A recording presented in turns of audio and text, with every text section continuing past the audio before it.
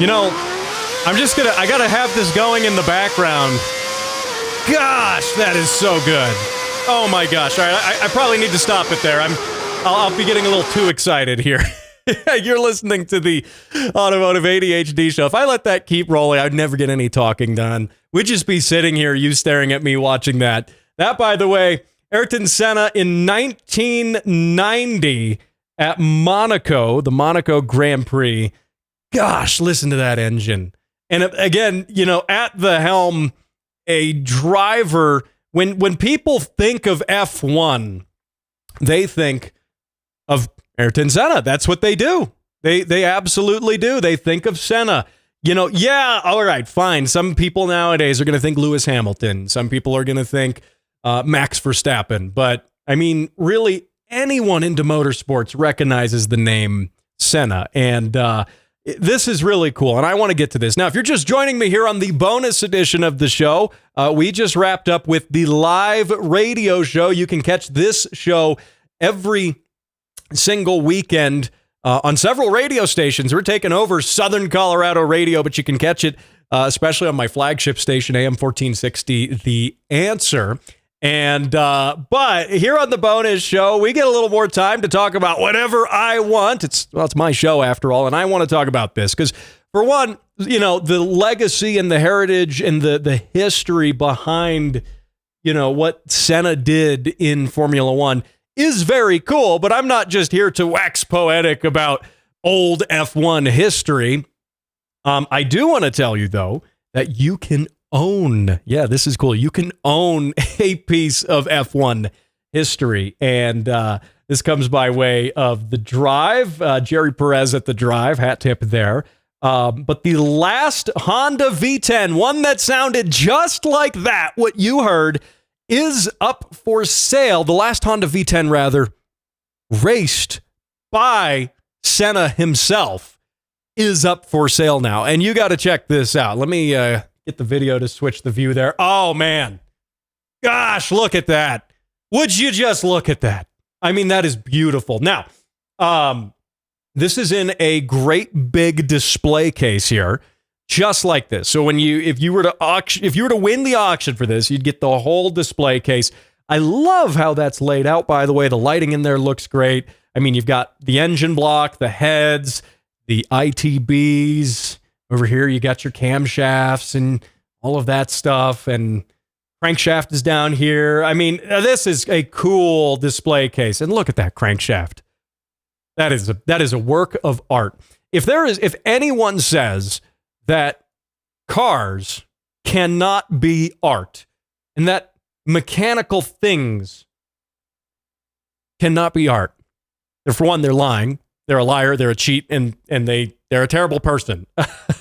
Because that is art right there. I will tell you that much. That is art. Barring from even what it is and who drove the car with that engine, right? Barring even from that, I don't care if it was, I don't care if that display case had an engine in it driven by nobody. If it had never been in a Formula One race, if it's not even a Formula One engine, I don't care. If I have a display case that looks that cool, I'm winning at life. I'm doing something right. And I'm looking at those ITBs, that centerpiece right there at the ITBs, the individual throttle bodies. That is very cool. And is, if anything, making me feel a little inadequate with these ones here that you're seeing here if you're watching the show on video right now. These are the throttles destined for my AE86 sitting off camera here to my right with the 3S beams in it. I had ITBs previously on the 4AGE that was in that car. I loved them.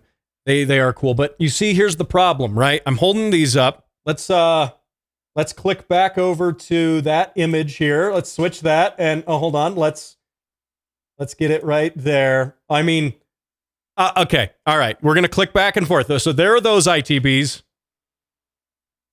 And here are mine. Mine look cool. Sure.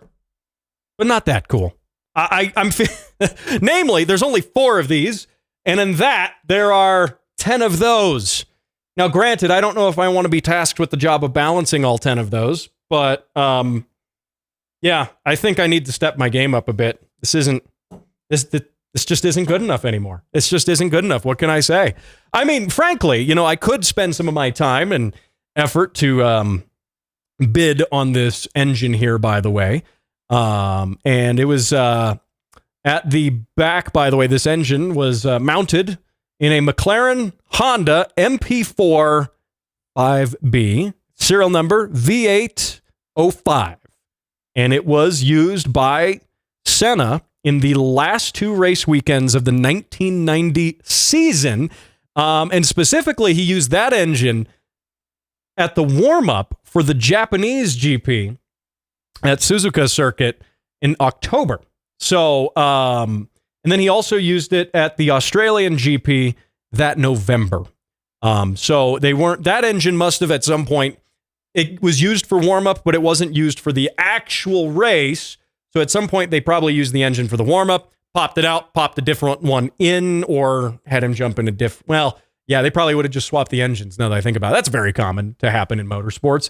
But even then, even if it didn't actually race during the official portion of the event, the fact that it's, Senna's engine, one of Senna's engines, is very, very cool, by the way.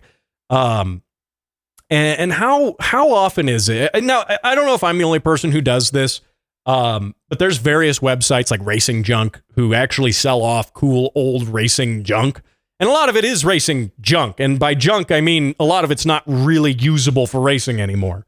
But it is cool, and it makes a cool coffee table. Now, you could have having an F1 engine, no less a V10 of the era in the 1990s as your coffee table would be pretty sweet.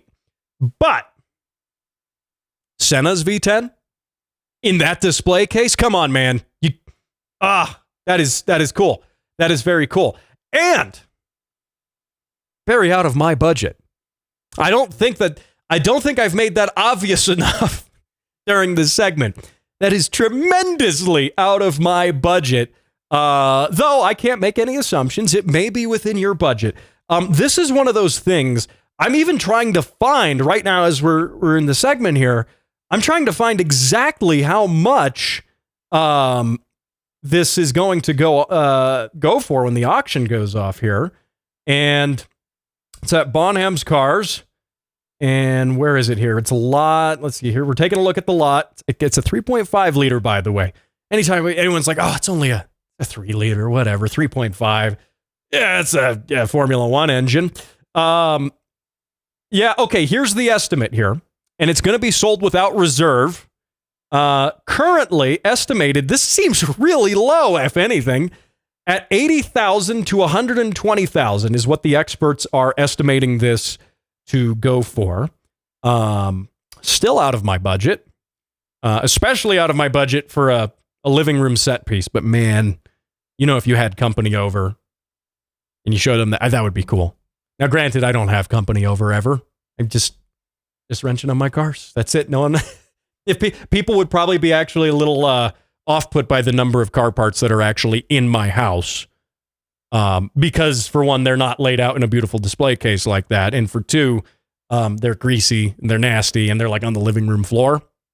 So, and they're also not historic F1 parts that were used by Senna.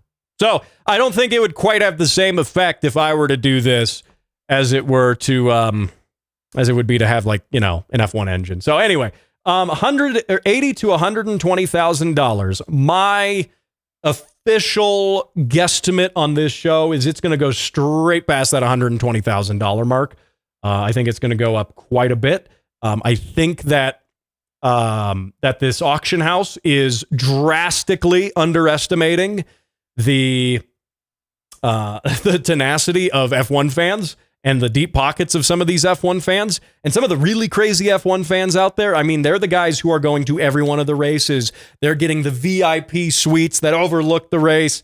There's some very deep pockets, even not just within F1, but within the fan base of F1. I think this is going to go straight past 120. I wouldn't be surprised if we see 200, 250, 300. That's my guess. So we'll have to see. We'll have to circle back around and see where this comes out to being. But it is a very cool piece of F1 history, and I I mean, I wish it was in my living room. It's not going to be in my living room, but I wish it was. So, hey, and on that note, let us do something here. We're gonna switch back to this view, and I want to play us out on some more F1 sounds with Senna at the wheel. Now, granted, I am risking the wrath of Formula One as a organization. They don't take kindly to people using things without permission. But man, listen to this.